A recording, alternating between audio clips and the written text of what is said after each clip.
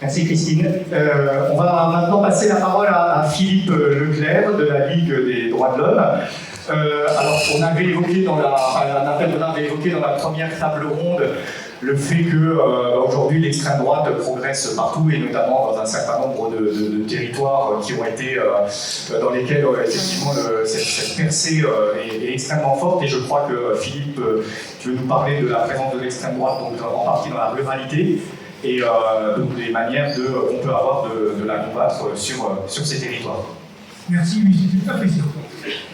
La Ligue des droits de l'homme, comme son nom l'indique, Ligue des droits de l'homme, les mots ont de l'importance, évidemment, lutte, entre autres, contre l'extrême droite. Il faut savoir que, nationalement, vous avez, au sein de la Ligue des droits de l'homme, une vingtaine de groupes de travail. Les adhérents de la Ligue peuvent participer à un ou deux de ces groupes de travail. Et je suis, comme par hasard, dans celui qui lutte contre l'extrême droite.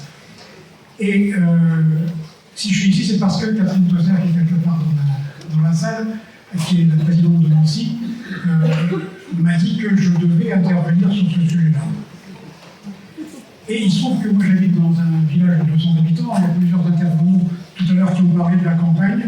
Je suis effectivement aussi au cœur de la campagne, 200 habitants, 60% pour le Front National.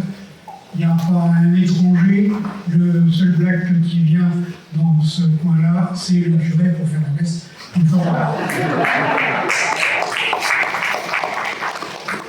Et il se trouve qu'au sein de la Ligue des droits de l'homme, donc sur le plan régional, je me suis attaqué à faire d'abord un constat de la progression. Je peux vous dire que sur la région Alsace-Lorraine, nous sommes passés entre les deux élections, entre 2022 et 2024, en termes d'élus de l'extrême droite, de 4 à 11 députés.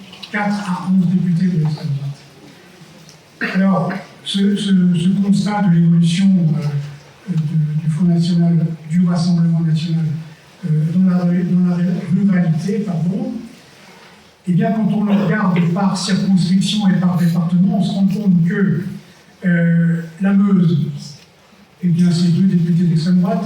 Les Vosges, c'est maintenant 2 sur 4 d'extrême droite.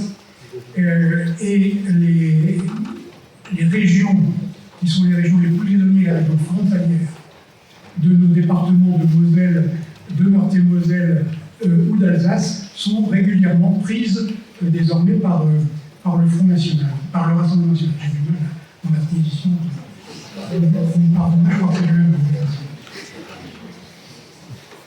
Trois élus du Rassemblement National sur les 11 dont j'ai parlé ont été élus dès le premier tour.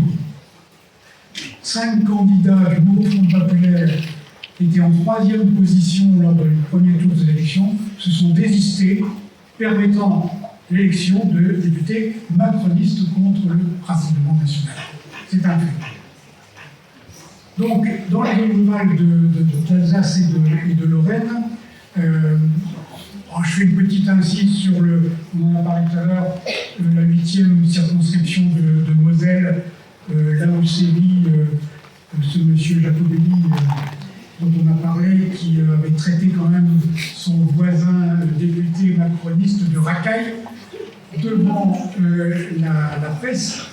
Eh bien, ce monsieur Jacobelli va être jugé le 21 janvier par le tribunal correctionnel de Thionville sur ces termes de racaille. Quand même, il faut que de temps en temps, des coups de marteau qui lui retombent sur la tête.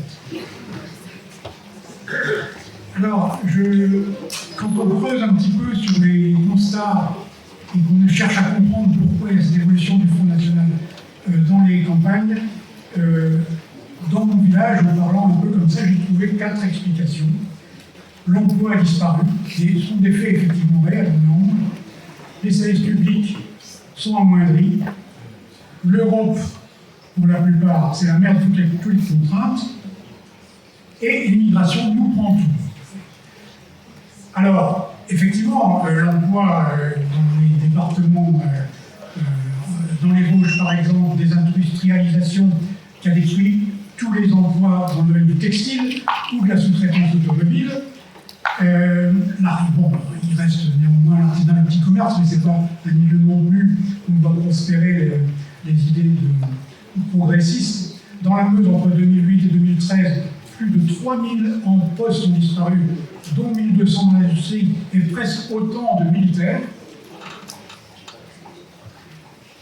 L'industrie meusienne est désormais passée sur le seuil symbolique des 10 000 emplois. Donc, évidemment, les langues se délient sur ce sujet-là et désormais, nous montons la conclusion que la concurrence de la main-d'œuvre étrangère avec la main-d'œuvre locale, c'est dans le but de faire baisser les salaires et de mettre au chômage les Français. Je mets des guillemets dans ce que je dis là, c'est pas une partie qui parle de cette façon. Alors, accompagnant la suppression des emplois, les politiques de l'État ont supprimé ou diminué les services publics. Et les agriculteurs, pour eux, j'en viens au cœur, eh bien, c'est l'Europe qui leur impose de plus en plus de normes et de contraintes administratives. Si les producteurs, à différence de paysans, sémantique importante, touchent la PAC, ils veulent produire français. C'est au niveau du langage des gros paysans, des gros agriculteurs et producteurs, c'est effectivement quelque chose qui revient régulièrement. Il en résulte de tous ces constats que tout ça c'est de la faute des immigrés, à qui on donne tout, car de toute façon, il y a trop d'immigrants en France. Les électeurs du Rassemblement national sont également persuadés que les dépenses consacrées aux immigrés sont la cause de la disparition des services. Donc, je vous disais, le curé là qui vient, c'est le seul. Il n'y a pas d'immigrés dans les campagnes. Et néanmoins, pourquoi vote-t-on au Front National? Eh bien, on vote parce que la disparition des services publics, c'est parce que les budgets consacrés à l'immigration ne le sont plus pour développer les services publics. Voilà comment se tournent les choses.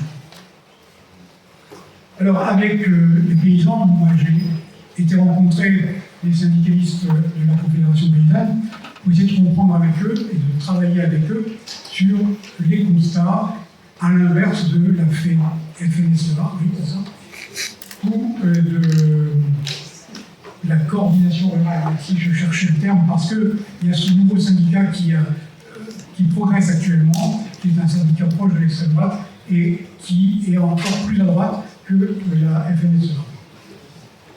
Alors, je vous disais tout à l'heure, on fait la distinction entre les chefs d'exploitation, les producteurs et les paysans. Alors, dès l'apprentissage du métier, dans les lycées agricoles, les agriculteurs vous disent aujourd'hui que le langage, il est déjà sur la différence entre les catégories de paysans. Et quand les agriculteurs sont maintenant obligés de s'informatiser parce que l'Europe leur impose cette remontée d'informations, eh bien pour eux, évidemment, les protestations qui vont contre l'Europe en particulier, c'est le discours du Rassemblement national que vous entendez. Alors, ils fustigent les parasites d'en haut, les financiers, les spéculateurs, les usuriers, et par rapport aux parasites d'en bas. Donc il y a deux sortes de parasites dans le Rassemblement national. Ceux d'en bas, c'est les assistés, qui seraient issus de l'immigration, bien entendu, et ce duo de parasites accaparerait les richesses produites par les producteurs, ces derniers qui représentent le peuple qui sont dans le milieu. Alors, quand on discute avec les gens de la coordination paysanne, confédération paysanne, et qu'on essaie de les interroger sur nos responsabilités. Pourquoi est-ce qu'il y a cette progression chez eux? Eh bien, ils concèdent effectivement que peut-être ont-ils été trop conceptuels dans leur démarche, pas assez sur le terrain, pas assez à la rencontre, et qu'ils ont peut-être trop regardé les enjeux plutôt que les besoins. Alors, avec eux, on a convenu de travailler dès le mois de janvier sur ces différents aspects et voir comment ensemble on pourrait développer avec les droits de l'homme et puis la Confédération paysanne. Pour ce qui nous concerne, nous, Ligue des droits de l'homme, on a convenu déjà de travailler sur un certain nombre de sujets dans les lycées en particulier, éveiller certaines consciences, parce que la rhétorique de la peur pour réveiller les pulsions primaires, c'était les premiers âges de collégiennes dans ces âges. On va nous engager des actions d'éducation populaire, et je le disais, des démarches dans les établissements scolaires, sur la base de la Déclaration universelle des droits de l'homme. Je vous recommande d'afficher cette déclaration dans vos salons et à proximité, de la lire régulièrement, tout y est, et donc, raison pour laquelle la présence de la Ligue des droits de l'homme ici était importante. Un deuxième axe sur lequel on va travailler avec les lycéens, c'est faire le rallye de la laïcité en coopération avec la Ligue de l'enseignement. Ces travaux doivent nous permettre, à notre sens, d'aller au creux, au cœur des préoccupations des gens dans les campagnes et, avec les paysans, de construire un monde nouveau. Merci.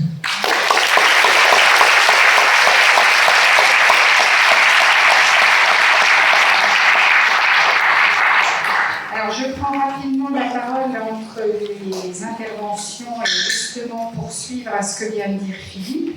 C'est que pour pouvoir continuer à être tous ensemble, être solidaires, créer des liens, échanger et continuer, poursuivre cette soirée, donc j'interviens avant qu'on nous évacue à nouveau, pour vous dire qu'il faut absolument se retrouver, il faut absolument que vous laissiez vos coordonnées, pas pour qu'on les envoie, mais il faut absolument que vous rejoigniez les différents comités qui sont en train de se créer. Il y en a à Nancy, évidemment, donc là c'est plus facile, mais on veut absolument mettre toutes nos forces, et il y a déjà des militants qui commencent à travailler dans le Lunévillois, dans le Toulois, au Camousson. On n'y arrivera pas autrement, donc il faut absolument que vous ne repartiez pas de cette soirée sans vous dire à quelque endroit que vous soyez, à quelque titre que vous soyez là, que vous pouvez apporter votre pierre à l'édifice, parce que toutes les choses auxquelles vous pourrez contribuer dans n'importe quel domaine, de n'importe quelle façon, sont super importantes, urgentes, vitales. Il y va vraiment de notre avenir, donc vraiment rejoignez tous les comités, c'est important.